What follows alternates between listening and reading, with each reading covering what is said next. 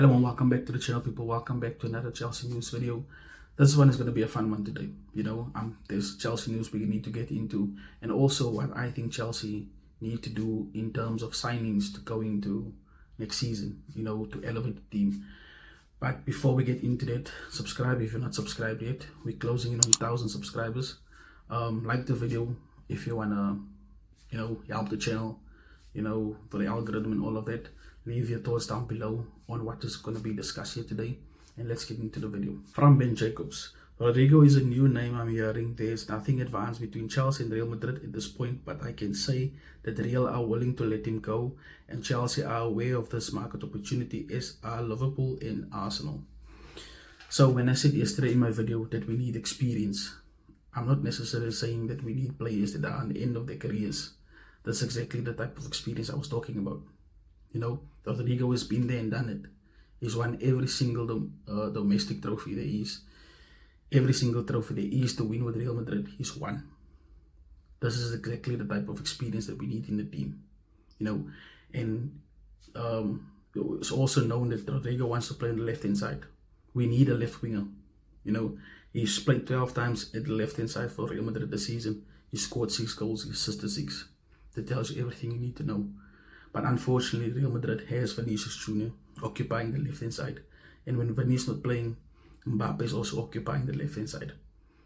So it depends on what Xabi Alonso is going to do, if there is going to be space for Rodrygo in this new team that Xabi Alonso is going to assemble.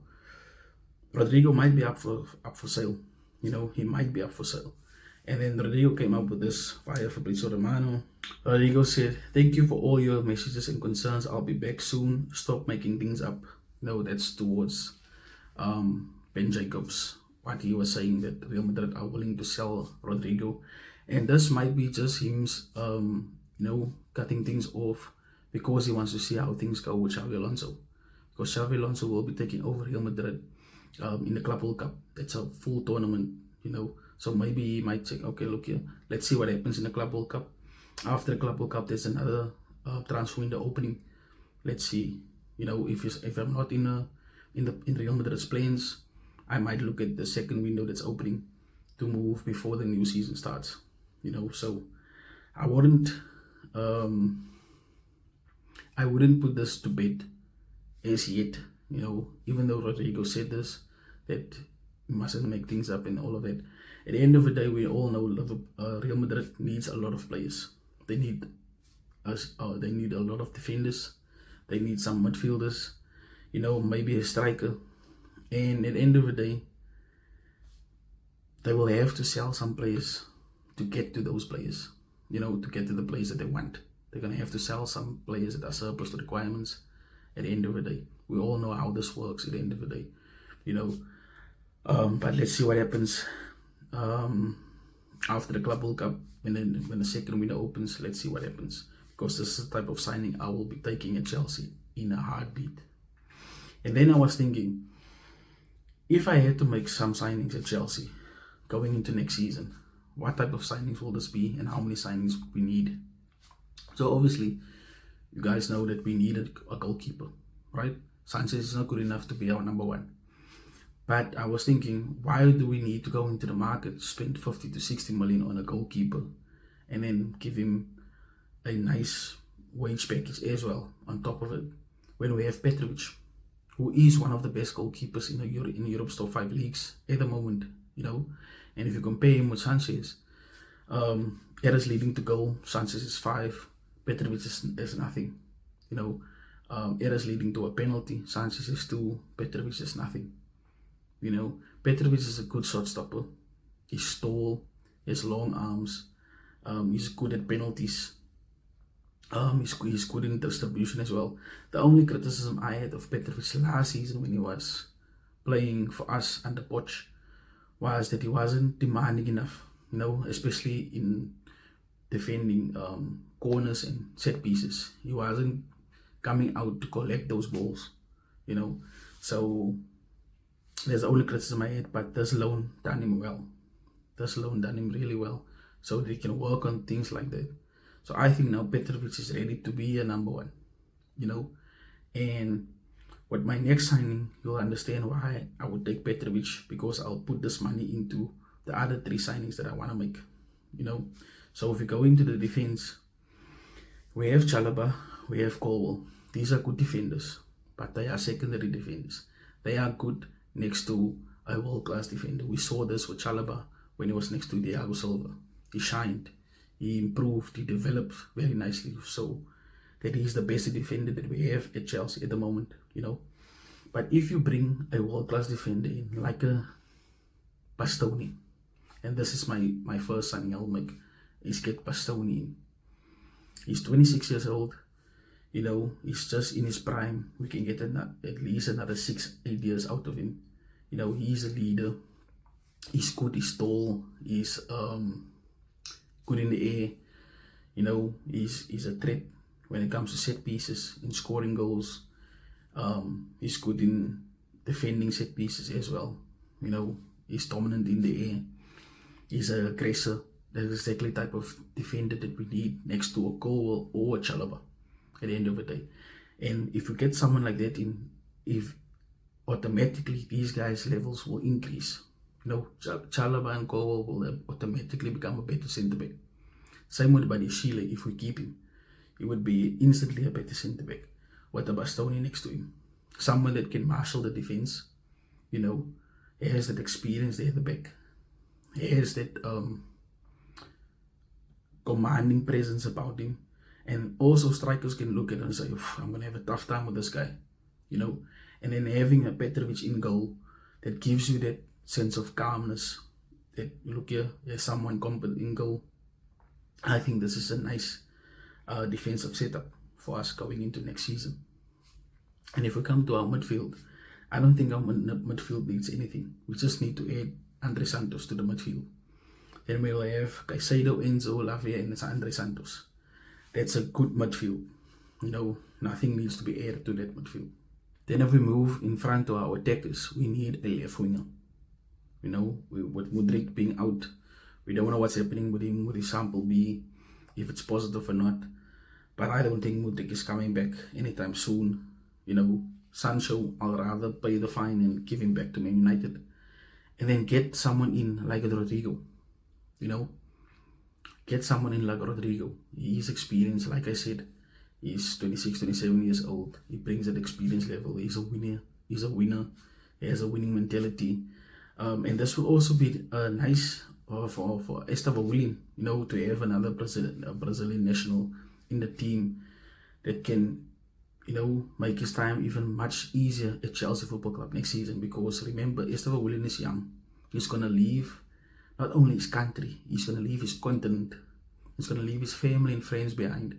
It's going to be a huge adjustment for him to come to England, to a new continent, a new country. It's going to take a lot of time for him to adjust. And a lot of people are just thinking that Estevão Willian can just come in and smash it. It's not going to happen like that. It's not going to happen like that. He's still young. He's not a full-grown man yet. So he will miss his friends. He will miss his family. He's going to have to acclimatize. And having someone like Rodrygo in the team will make that much, much easier for him as well. And like I said, he brings what we need. And Rodrygo loves playing in the left-hand side. He's been playing 12 games for Real Madrid this season on the left-hand side. He scored 6 goals, he assisted 6 times. That's 12 GA in 12 games on the left-hand side. That's exactly what we need at the end of the day. You understand what I'm saying? So, then going up front, obviously, you guys know who I want in this position. Victor Osimhen, no one else. Victor Osimhen is a type of striker that we need up front. If we look at the type of players that we have in our team, no other striker will make sense other than Victor Osimhen. He's aerial dominant. You can give him a cross in the air, he will head it into goal. He's big, he's strong, he can hold up play nicely, he can link up nicely, And we have players like Cole Palmer that creates a lot of chances, as well as Enzo Fernandez, that's been among one of the most chances created players in the league. And we have them in our team. We have a Pedro Neto that can cross a ball, we know that. Reece James that can cross the ball. Now we add in Rodrygo that can also assist and provide it, chances created for the striker to score more goals. And this Osimhen is someone that doesn't miss rarely. He misses rarely in front of goal. He's a killer in front of goal. That's exactly what we need. We've seen Nicholas Jackson already missing 19 chances this season. That could have impacted our season heavily if he only scored maybe 10 of those chances. That we could have had a different conversation now about Nicholas Jackson. But like I said, Nicholas Jackson is good enough to be a number 2. He's not good enough to lead the line yet for us. And then having someone like Victor Osimhen in the team, someone like Nicholas Jackson and Mark you can learn from. And Victor Osimhen can give us comfortably at least 5 years at the top level. And once that 5 years come to an end, we have Nicholas Jackson already there, hitting his prime, ready to take over. Mark you sitting behind him, And this is how you go forward and recruit as a big team, because you only need a few signings. You only need a few signings, a few leaders, a few killers in the team, that can elevate the rest of the team. And then once these guys' time come to an end at Chelsea, we have the players that we have now will be the experienced players, and they will be ready there to guide the youngsters that's coming through, But this is me, and I'll leave a lineup up for you just to see how it will look, all of them in one team. And this is what I would do going into next season. This is serious intent, this is ambition. This at least will get you 2 trophies in next season, whether it's a domestic cup or 2 domestic cups, a domestic cup and a European trophy, or even a league title. This, I feel, if we add this to our arsenal right now, we could be winning trophies, especially at this time where Liverpool are looking to go into a transition. We know Man City are already in a transition. Arsenal, they bottle everything. This is a time for us where we can take advantage of the situation in front of us, and if we bolster the right way, and we can really go for it next season, and win a couple of trophies. But that's just me. Maybe I'm dreaming. I know a lot of you guys are gonna say, "Oh, you're delusional. This will never happen. This is not FIFA."